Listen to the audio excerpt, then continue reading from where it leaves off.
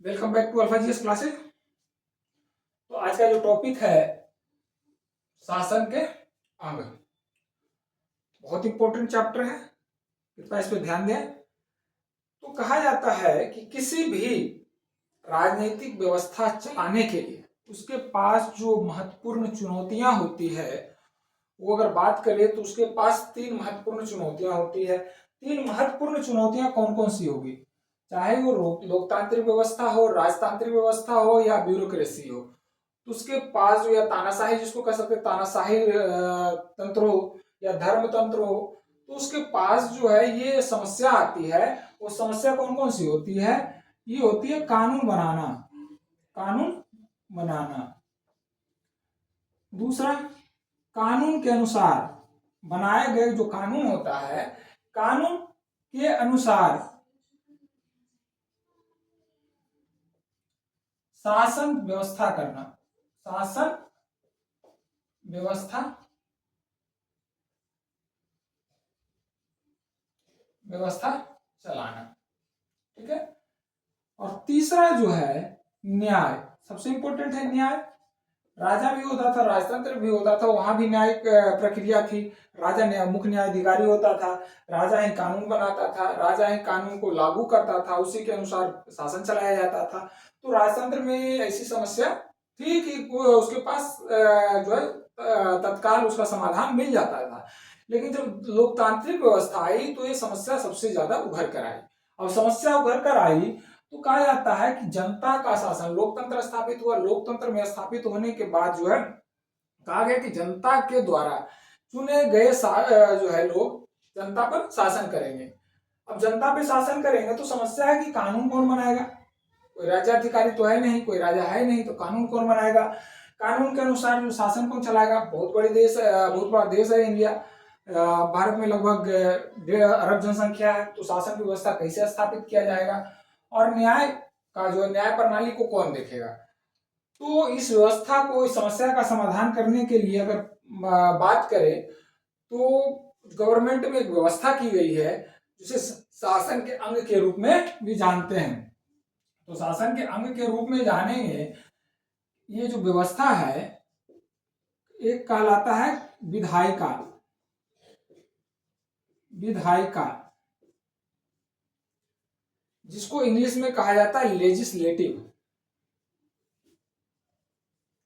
Legislative. कार्यपालिका, कार्यपालिका। Executive. और ये हो गया न्यायपालिका, न्यायपालिका। बन गया तीनों। यही समस्या थी, यही समस्या थी ना, कानून कौन बनाएगा? तो इसके लिए तीन जो है पार्टों में बांट करके देखते हैं।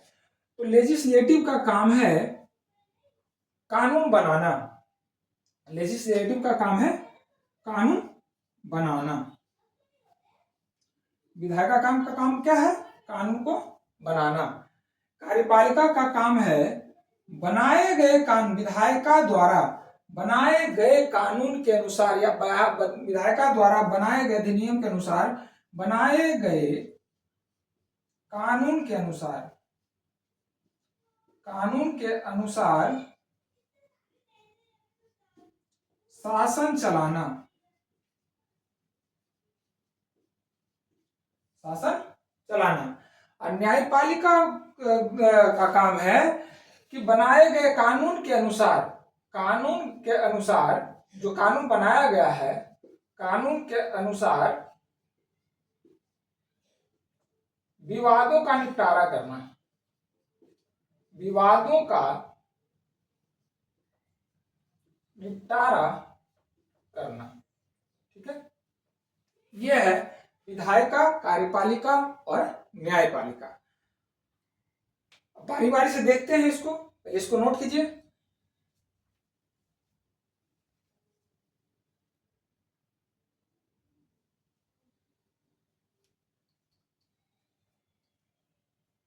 पहला देखते हैं विधायिका, विधायिका का क्या काम है?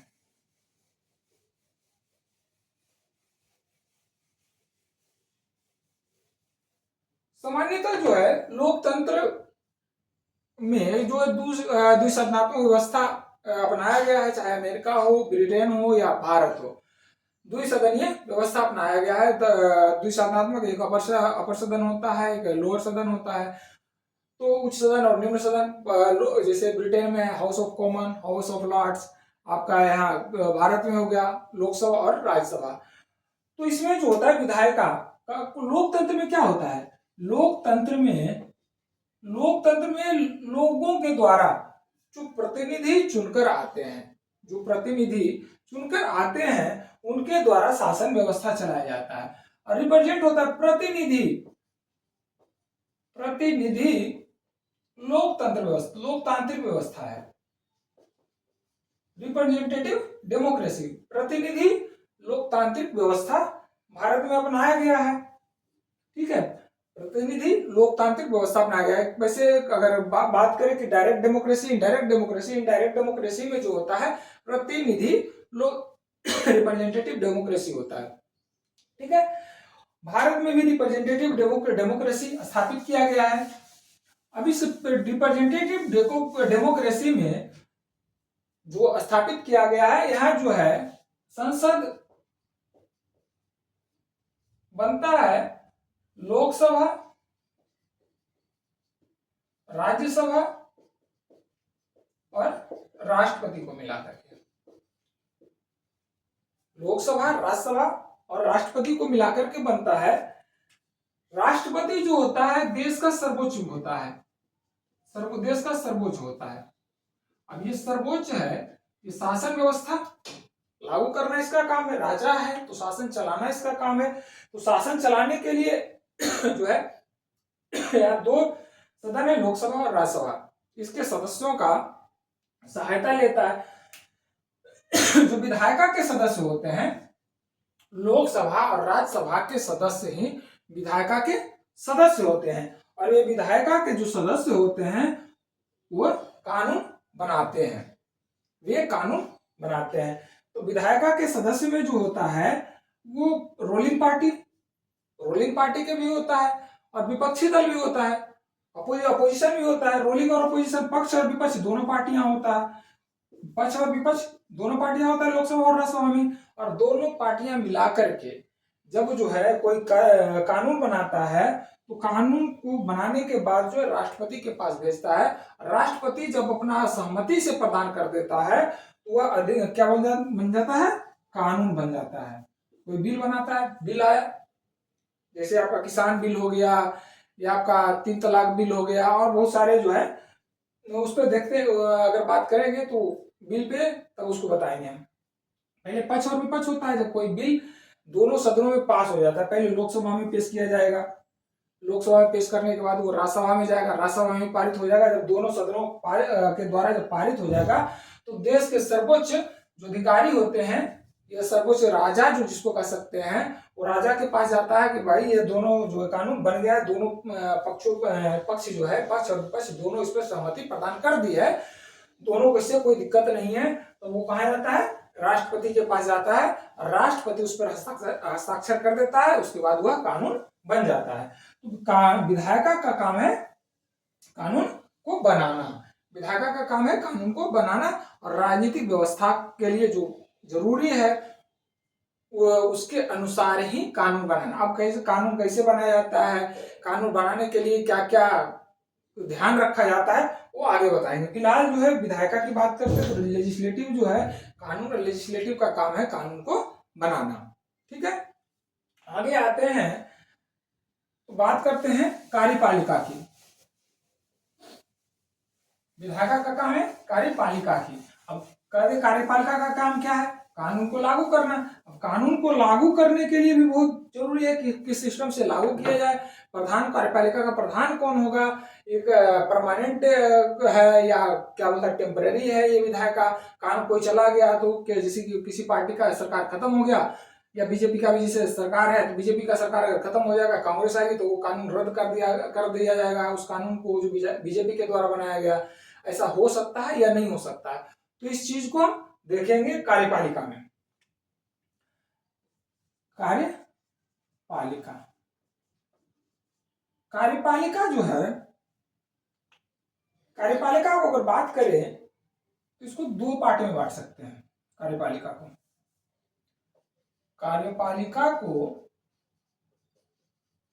दो भागों में बांट सकते हैं समझने के लिए। दो भाग में कैसे बांट सकते हैं देखिएगा।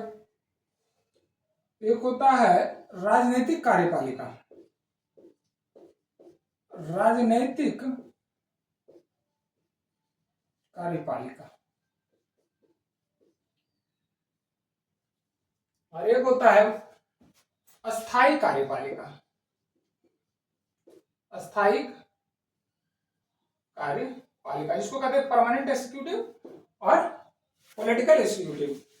भारत में जो है ये कार्यपालिका भारत में कार्यपालिका जो राजनीतिक कार्यपालिका राजनीतिक गतिविधियों या राजनीतिक लोगों के द्वारा बनाया जाता है। ये कानून लागू किया जाता है राजनीतिक लोगों के द्वारा, जैसे मंत्री हो गया, प्रधानमंत्री हो गया, उसके अनुसार लागू किया जाता है जो कानून विधायिका के द्वारा बनाया गया। और ये जो है राजनीतिक कार्यपालिका अस्थायी होता है, इसको कह सकते हैं अस्थायी कार्यपालिका। अस्थायी इसीलिए कह सकते हैं क्योंकि किसी पार्टी की सरकार है, 5 साल के बाद वो सरकार नहीं रहेगी। जैसे आज बीजेपी की सरकार है, कल नहीं रहेगी, कल जैसे कांग्रेस की सरकार थी, आज नहीं रहेगी, आज नहीं है। तो इस तरह से ये राजनीतिक कार्यपालिका घटते हुए ये जो है खत्म होते रहता है और बनते रहता है। तो ये जो कार्यपालिका है इसका मंत्री हटते भी रहते हैं और बनते भी रहते हैं। लेकिन ये परमानेंट कार्यपालिका जो होता है ये अस्थायी रूप से होता है। इसकी जो है ये लगभग 60 सालों तक ये अपना सेवा देता है। ये राजनीतिक कार्यपालिका जो होता है राजनेताओं द्वारा बनता है। अस्थायी कार्य इसकी जो होता है जनता के द्वारा। राजनीतिक कार्यपालिका जनता के द्वारा चुने गए सदस्य होते हैं। जनता के द्वारा चुने गए सदस्य होते हैं। और ये जो होता है अस्थायी कार्यपालिका नियुक्त किए गए सदस्य होते हैं। नियुक्त किए गए सदस्य होते हैं। नियुक्त किए गए सदस्य होते हैं। पहले आते हैं राजनीतिक कार्यपालिका पे, फिर जाएंगे अस्थायी कार्यपालिका पे, तो परमानेंट वाले पे। पहले देखेंगे राजनीतिक कार्यपालिका को, तो इसको भी समझने के लिए और छोटा पार्ट इसको कर देते हैं। भारत में जो संसदीय व्यवस्था बनाई गई है, वहीं अमेरिका में क्या बनाया गया है? प्रेसिडेंटल अध्यादेशात्मक। तो अमेरिका में जो अपनाया गया है प्रेसिडेंटल, उसका भी समझेंगे प्रेसिडेंटल। भारत का जो है पार्लियामेंट्री संसदीय व्यवस्था, पार्लियामेंट्री एग्जीक्यूटिव, और ये हो गया ड्यूल।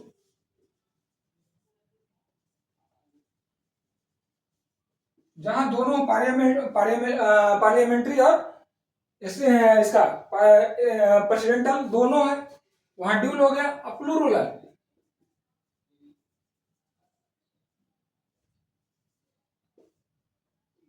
एग्जीक्यूटिव, इसको कहते हैं हिंदी में बाहुल कार्यपालिका। बहुल कार्यपालिका।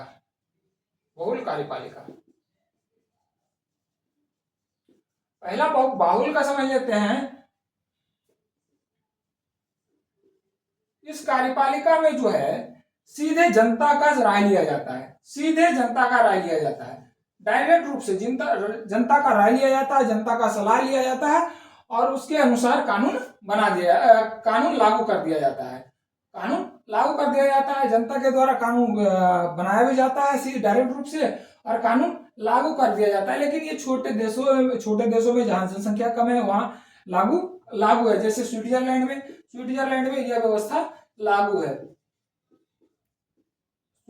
यह व्यवस्था लागू है। अब इसमें क्या होता है, डायरेक्ट रूप से जनता का सलाह लिया जाता है, उसी के अनुसार कानून बनाया जाता है और कानून को लागू कर दिया जाता है। यहाँ जो कार्यपालिका में 7 सदस्य होते हैं, और प्रत्येक और जो कार्यपालिका का प्रधान जो होता है नाम मात्र का होता है। कार्यपालिका का प्रधान नाम मात्र का होता है और इसका जो प्रधानता के लिए प्रत्येक वर्ष चुनाव कराया जाता है। प्रत्येक वर्ष उसको जो है प्रधानता के लिए चुनाव कराया जाता है, नियुक्त कर सकते हैं, नियुक्त भी किया जाता है। तो इसमें 7 सदस्य होते हैं और सर्वोच्च, इसका जो सर्वोच्च होता है, जो अध्यक्ष होता है वो, या जैसे भारत में प्रधानमंत्री कार्यपालिका का प्रधानमंत्री है, तो वहां का जो कार्यपालिका का प्रधान वो नाम मात्र का होता है। लेकिन अगर बात करें कि ड्यूल प्रेसिडेंटल और पार्लियामेंट्री, इसमें जो है कार्यपालिका का प्रधान जो है वास्तविक प्रधान होता है, इसमें डायरेक्ट रूप से। तो इसका स्विट्जरलैंड में व्यवस्था है जिसमें 7 सदस्य भाग लेते हैं। मोस्ट इंपोर्टेंट इसका है कि कितने सदस्य हैं कार्यपालिका में, 7 सदस्य। और बहुल कार्यपालिका कहाँ लागू है, तो छोटे देशों में जैसे स्विट्जरलैंड में। ठीक है, अब आते हैं प्रेसिडेंटल पे। सबसे इंपॉर्टेंट है प्रेसिडेंटल। प्रेसिडेंटल है अमेरिका, अमेरिका में लागू है, अमेरिका में लागू, पहले नोट करिए।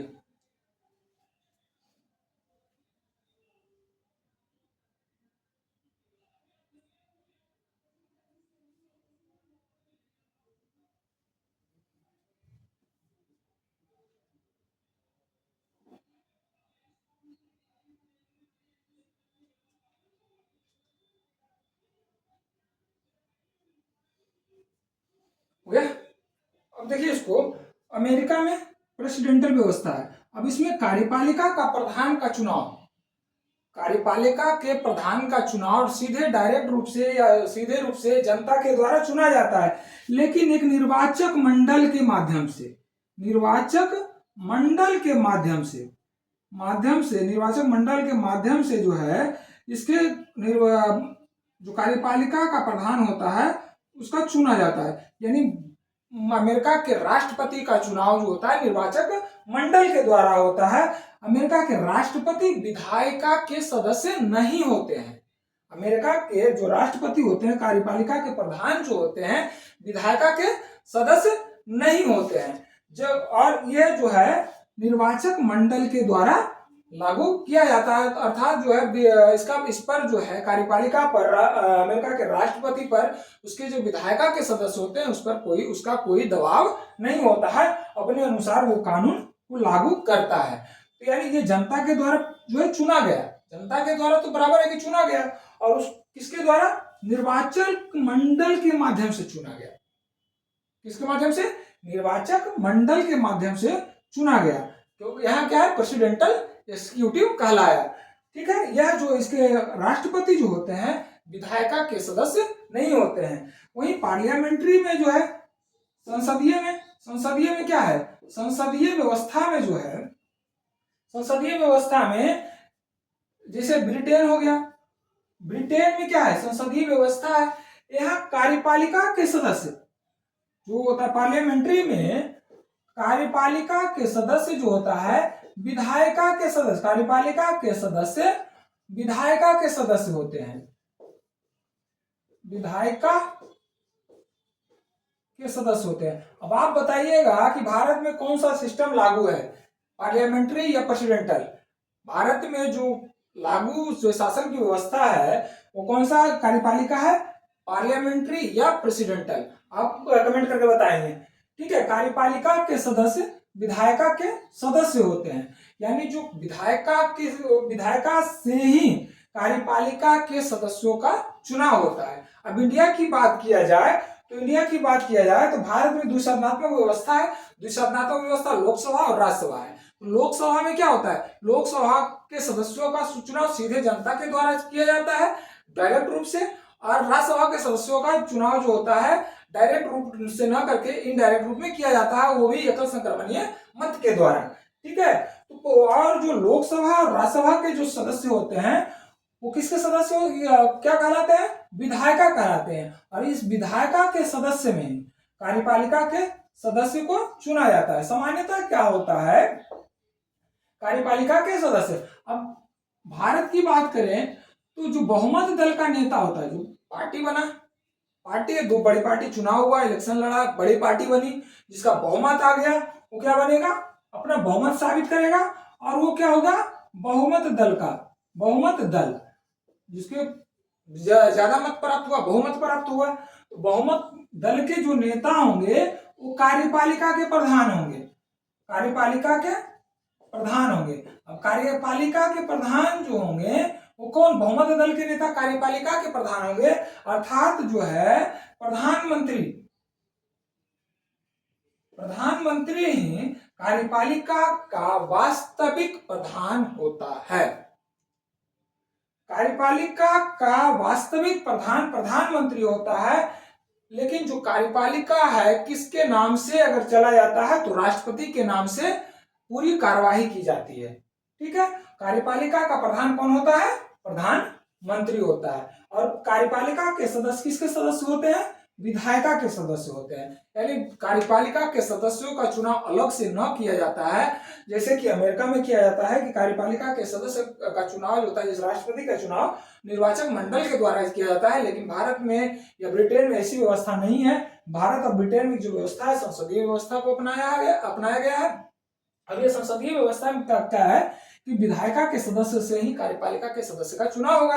अब कार्यपालिका के सदस्य जो होंगे, जो मंत्री बनेंगे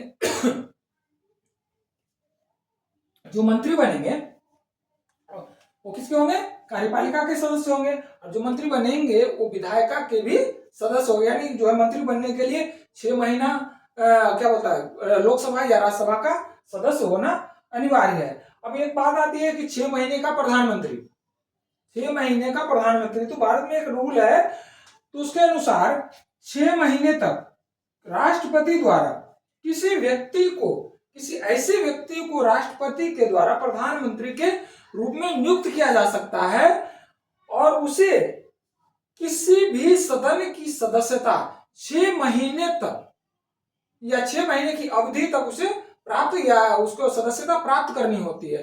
अगर वो सदस्यता को प्राप्त नहीं कर पाता है तो उसकी सरकार गिर जाती है और प्रधानमंत्री पद से इस्तीफा देना पड़ता है। अर्थात जो है 6 महीने तक बिना किसी सदन के सदस्य होते हुए भी कार्यपालिका का प्रधान बना जा सकता है। ठीक है, ये हो गया कार्यपालिका संसदीय व्यवस्था। ड्यूल व्यवस्था हो गया कि जहां राष्ट्रपति का चुनाव जो होता है निर्वाचक मंडल के द्वारा होता है। राष्ट्रपति का चुनाव निर्वाचक मंडल के द्वारा होता है और प्रधानमंत्री का चुनाव जो होता है, प्रधानमंत्री का चुनाव संसदीय व्यवस्था के द्वारा होता है। जैसे संसदीय व्यवस्था का द्वारा होता है, ये दोनों रूप से बराबर जिम्मेवार होते हैं। कार्यपालिका का जो जिम्मेवारी है दोनों जो है बराबर रूप से जिम्मेदार होते हैं और ऐसी व्यवस्था को ड्यूल एग्जीक्यूटिव कहा जाता है। और यह व्यवस्था जो वर्तमान में लागू है वो किस देश में लागू है, फ्रांस में। यह कहाँ लागू है, यह व्यवस्था जो है फ्रांस में लागू है। ये हो गया पॉलिटिकल एग्जीक्यूटिव, जिसके कहते हैं राजनैतिक कार्यपालिका। इसको नोट करिए, बहुत इंपॉर्टेंट है।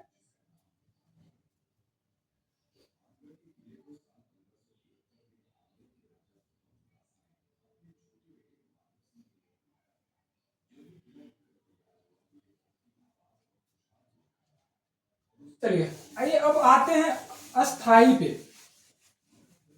अस्थाई कार्यपालिका,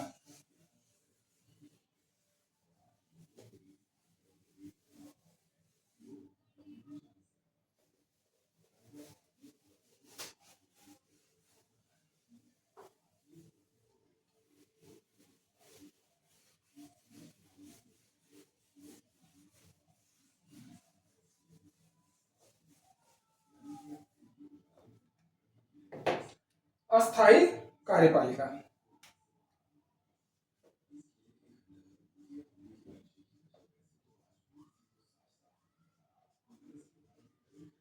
अस्थाई कार्यपालिका जिसको कहते हैं परमानेंट। और अस्थाई कार्यपालिका को जो है इसमें नियुक्ति की जाती है, इसमें पॉलिटिकल सिस्टम का कोई रोल नहीं है। इसको जो है पॉलिटिकल सिस्टम का इसमें कोई रोल नहीं है। इसको नियुक्ति की जाती है राष्ट्रपति के द्वारा और इसका जो है चयन होता है। जैसे यूपीएससी के माध्यम से, स्टेट में हो गया आपका SPSC, state public service commission के द्वारा इनका चुनाव होता है, इसका चयन किया जाता है, एग्जाम का आयोजन किया जाता है और एग्जाम के माध्यम से इनका चयन होता है। जैसे आईएएस हो गए, आईपीएस हो गए, आईआरएस हो गए, रेवेन्यू सर्विस, या आईएफएस हो गए, फॉरेन सर्विस, इनका चुनाव होता। और ये जो कार्यपालिका होता है, वास्तविक कार्यपालिका, अब प्रधानमंत्री है, पॉलिटिकल सिस्टम में प्रधानमंत्री कार्यपालिका विधायिका जो है लागू कर दिया। भारत बहुत बड़ा देश है, भारत बहुत बड़ा देश है, तो वहां से तो कार्यपालिका मंत्री बना दिए, सबको पार्ट बांट दिया, आप गृह मंत्री रहो, आप रक्षा मंत्री रहिए, सभी को मंत्रालय बांट दिया गया। अब मंत्रालय बांटने के लिए ग्राउंड स्तर पर, जो ग्राउंड स्तर पर होता है, ग्राउंड स्तर पर शासन व्यवस्था को कैसे लागू किया जाए। अब ग्राउंड स्तर पर लागू करने के लिए ग्राउंड पर सबसे पहले ग्राम होता है, ग्राम से ऊपर क्या होता है, ग्राम हो गया, ग्राम से ऊपर क्या हो गया, पंचायत हो गया, पंचायत हो गया, या ब्लॉक उसको कह सकते, पंचायत हो गया, पंचायत के ऊपर ब्लॉक हो गया, ब्लॉक के ऊपर क्या हो गया, जिला हो गया। अब जिला के ऊपर राज्य होता है, राज्य होता है, तो राज्य में भी जिस तरह से केंद्र में प्रधानमंत्री की नियुक्ति होती है, उसी तरह से राज्य में मुख्यमंत्री की नियुक्ति होती है। लेकिन जिला स्तर का जो होता है, जिला स्तर से जो नियुक्ति होती है वो क्या होती है, अस्थायी रूप से होता है। इसका जिला स्तर कौन होगा, प्रधान, ये कार्यपालिका का प्रधान डीएम होगा, डिस्ट्रिक्ट मजिस्ट्रेट, जिलाधिकारी जिसको कहेंगे, जिलाधिकारी। अब जिलाधिकारी क्या चुन के जाते हैं, जिलाधिकारी चुन के नहीं जाते हैं, उसके लिए जिसकी तैयारी कर रहे हैं उसकी क्या होती है, नियुक्ति होती है। नियुक्ति कौन करते हैं, राष्ट्रपति के द्वारा जो है नियुक्त किया जाता है, और उसके लिए परीक्षा का आयोजन किया जाता है, प्रॉपर परीक्षा के बाद जो इसकी नियुक्ति दी जाती है। तो सामान्यतः कहा जाता है कि जिलाधिकारी की नियुक्ति राष्ट्रपति के द्वारा की जाती है, राष्ट्रपति के द्वारा ही उनको नियुक्ति पत्र बांटा जाता है। ब्लॉक स्तर पर आपका अगर बीडीओ हो गया, पंचायत पर वही हो गया, पंचायत का गांव पर भी, तो ये राज्य पॉलिटिकल सिस्टम वाला हो गया। ये ब्लॉक स्तर से बीडीओ से, बीडीओ, एसडीओ और डीएम, जिलाधिकारी, ये फिर आगे आगे क्या बोलते हैं, अपर सचिव तक चले जाते हैं। ये जो है अस्थायी कार्यपालिका है, अस्थायी कार्यपालिका जिसकी नियुक्ति की जाती है, चयन के द्वारा उसकी नियुक्ति होती है, चयन के बाद जब सफल हो जाते हैं तो उसकी नियुक्ति की जाती है। ये अस्थायी कार्यपालिका है। इसे 5 साल या जो है 5 साल के बाद या कभी भी खत्म नहीं किया जाता है। इसकी जो होता है, ये अस्थायी रूप से होता है, एक जाता है तो एक आता है। लेकिन राजनीतिक में क्या होता है, एक सारे प्रधानमंत्री अगर त्याग पत्र देता है तो पूरा का पूरा मंत्रिमंडल का जो होता है विघटन हो जाता है। लेकिन अगर इसका अस्थायी कार्यपालिका की बात करें तो अगर एक डीएम या एक जिलाधिकारी अपना त्याग पत्र देता है तो दूसरे जिला का जिलाधिकारी या नीचे जो अधिकारी हैं उनकी विघटन नहीं होता है, वो अपने पद पे बने रहते हैं, इसलिए इनको अस्थायी कार्यपालिका कहा जाता है। और ये शासन व्यवस्था, जो ग्राउंड लेवल पर शासन व्यवस्था का परिचालन या शासन व्यवस्था लागू करने का जो अधिकार होता है, ये जिम्मेवारी होता है, वो अस्थायी कार्यपालिका का